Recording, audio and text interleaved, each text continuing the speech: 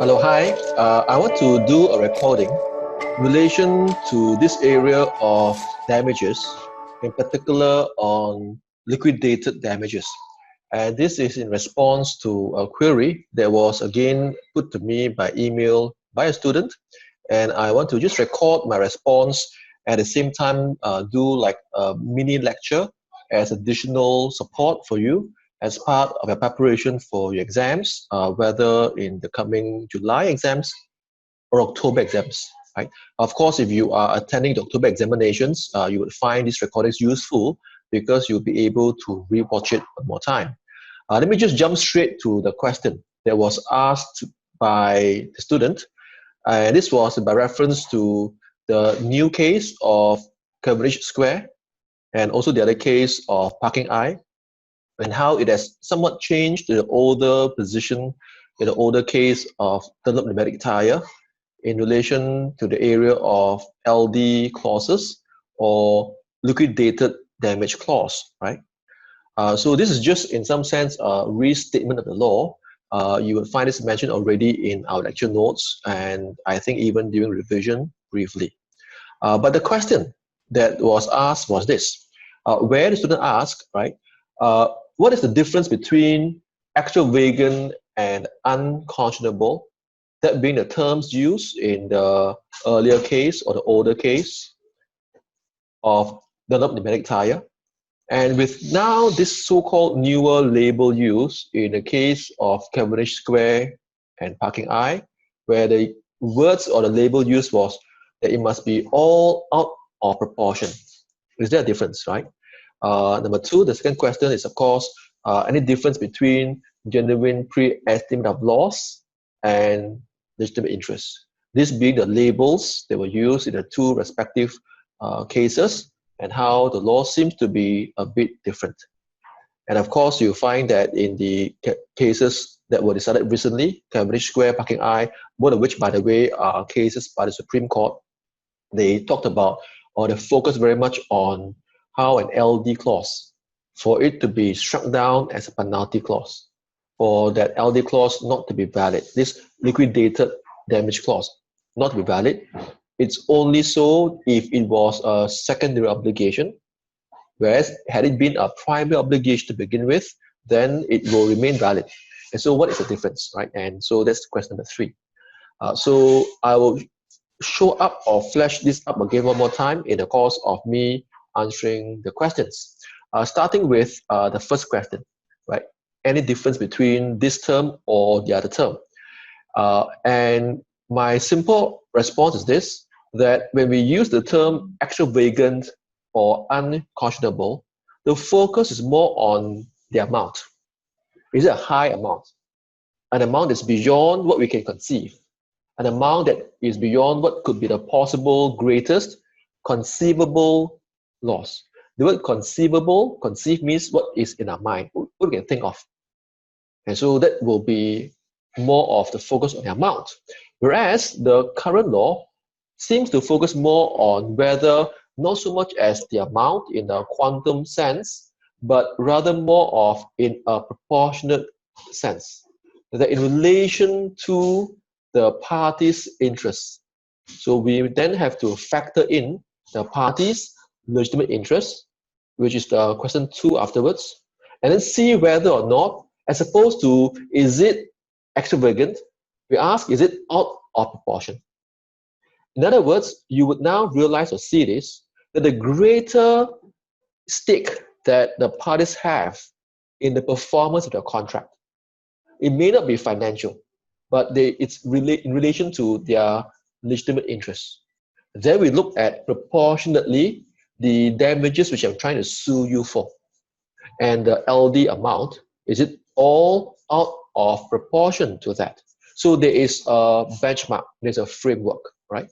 And so having understood these two differences or these two so-called concepts, I want to summarize by saying, as an answer now to this first question, that losses that may appear to be high, to be unconscionable, may not be out of proportion. And so it seems to be the new law now does allow for recovery of damages, even though it's a high amount. And so please don't think that because it's a high amount, it's extravagant, it's unconscionable, that it will fail, that the LD clause will be struck out. That would be the old law in the case of Dunlop, pneumatic tire, and new garage. Right? Today, the new law from the cases of Cavendish Square and Parking Eye, both of which are cases recently by the Supreme Court, seems to now focus more on this out of proportion test that we are looking at in this particular second paragraph, right? So this is the one now that you want to recognize as the key test, right? May not be this one. This now today of lesser focus. Now the second question that was asked, and this is riding on the first question, was what is there the difference between the term genuine pre-estimate of loss and legitimate interest? In particular here, right? What do you mean by this, right? And there was certain follow-up comments or questions asked by the student, parts A, B, C, which I want to now show you what was asked. Where the first part of the further question asked, whether would that pre-estimate of loss be supposed to include all legitimate interest, right? And my answer is no. This was in fact my earlier answer, that arguably that pre-estimate was more in reference to the financial loss that was suffered. And so there's a slight shift in the focus, where the focus is more on how there may be interests that might not be financial. There might not be a possible estimate to begin with, but yet it is their legitimate interest, right? So the answer to this question, B, is yes, that the interest might not be financial in nature. And so I agree with the comment made by the student, and very often not capable of any pre-estimate. Sometimes I may impose on you a particular fee. Let's even use the word penalty. I may impose on you a penalty that you think is very unfair, but there is a reason why there's a penalty on you. Not because that's my financial loss, no, but because I have certain legitimate interest as a stakeholder in agreement that I need this contract to be performed. Sometimes when there's a breach of contract, the innocent party, the claimant, suffers beyond just mere financial losses, right? So in that regard, that's why the new law, I think, is a bit more refined and perhaps a better approach in that sense. The third question that was asked is, but yet there are cases for courts to award damages in respect of mental injuries, which is also difficult to quantify, right? And you're right. In fact, the point is that difficulties in quantification of damages have never stopped the courts from still allowing for the damages to be successful. An example given here, and I agree as well, is that of mental injuries, stress-related kind of damages. So sometimes it may be that for a breach of contract, it results in disappointment, in embarrassment, in humiliation, in loss of reputation. Now, how do you quantify all these things? And many times, especially in the context of a consumer contract, it is non-quantifiable. But yet, are these not very real, genuine losses? Yes. Should not the courts protect it? Yes.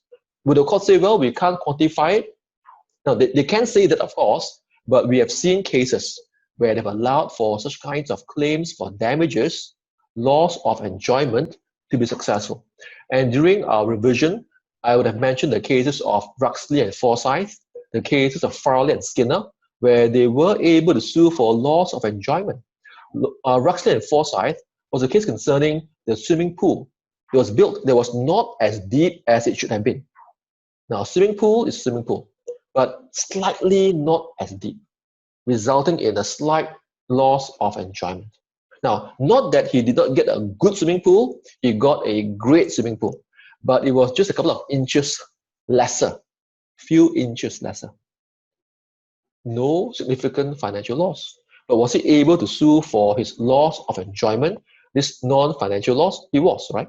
But I want to again say this very carefully in this next point now, that this recovery of such kinds of non-financial losses for such mental injuries, as it were, is currently only available as an exception.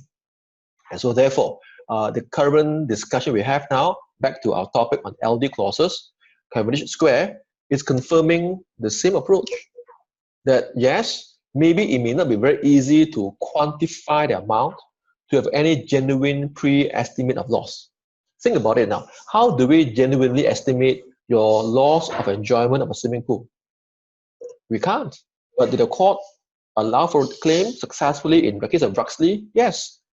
So what I want you to also see in terms of a more broader, bigger picture is the trend by our English judges, where they are slowly but surely moving towards position of becoming maybe more liberal, more willing to recognize losses, even though it may not be, strictly speaking, possible for any genuine pre-estimate, or for the matter, even though it may seem to be beyond any reasonable financial pecuniary amount, but yet they may allow for it because it is not out of proportion to the party's legitimate interests, right? And that's really what the current case is about, or the current law is about. Now, then there is a final question that was asked, and this obviously came from a background of someone who is in the industry, and he has used some terms, such as, for example, surety bond, right? On default or on demand. And the background of this question is again riding on the current law, where the cases of Cavendish Square and Parking I drew a distinction in stating that the LD clause will be valid if the reason why it's a payment clause in the contract is because it's a primary obligation in the first place. However, if it is a secondary obligation, then it's where now it may not be valid. Where it's a secondary obligation, then it's where you must examine and ask whether or not is this out of proportion to all legitimate interests of the parties. So this question of asking, is it out of proportion to the parties' interests, we only ask when that payment obligation is a secondary obligation, not when it's a primary obligation. Because if it's a primary obligation, then you perform your primary obligation. The clause will be valid, obviously, right? And so how do we distinguish what is a primary obligation of payment as opposed to what is a secondary obligation of payment, right? And a very good distinction now, or a very simple answer for now, is that, and of course, you know my famous magic two words, right? It depends. It depends on a question of construction. How do we construe the clause? And so I give you now perhaps a very simple picture to capture the two possible situations. An example of a primary obligation is where this is what we describe as an on-demand bond.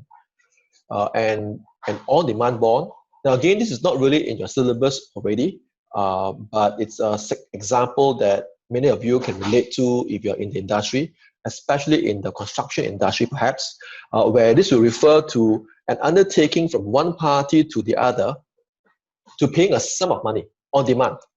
You demand, well, we pay. And there's no reference to any breach of liability that may arise. Now, if it's on demand, without any need for breach, it's an obligation to pay, that's it. On-demand bonds are clearly, by way of construction, a primary obligation. On the other hand, where it's a secondary obligation, this would be where it's tied into a trigger. The trigger being where upon default. Tied into a trigger where you fail to perform. What is also commonly called or known as performance bond or default bond.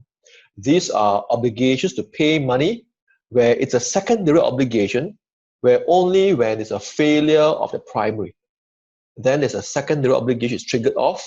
We now pay this as compensation for breach of the primary obligation.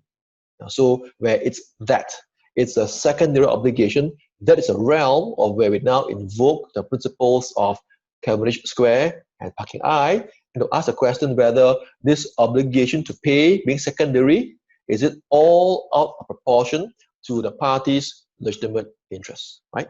And so that's how we understand the distinction, right, between primary and secondary. And so what you can do is you can actually look at the explanation I've given you here now, and you can see how, in how I explain it, that these two are clearly different. Okay. The secondary obligation, one more time in summary, is where it's dependent on a trigger, where it's subject to certain conditions, and very often it's due to performance of a particular obligation. And so we will say you fail to perform these duties, then you must pay this. Okay, so that's what we call now your secondary obligation. Now with that, I want to just provide you with this particular activity of sorts or question, and you tell me between the blue box or the yellow brown box, which is which. Okay, it's activity, and I think that if you followed this lecture or this recording, you will understand how it works. But if you're not so sure, you can always email me. In fact, I would like you to do this as an activity, and you can always check out whether you got the answer correct by emailing me, davidchang.cw@bac,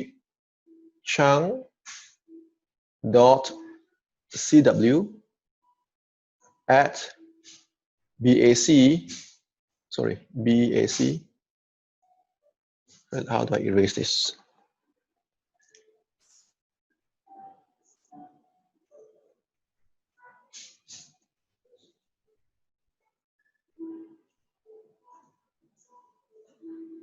Okay, so davidchang.cw@bac.edu.sg, right? So in just one line, 2 lines, tell me now whether it's the first prime obligation or the second the prime obligation. Which is which, right?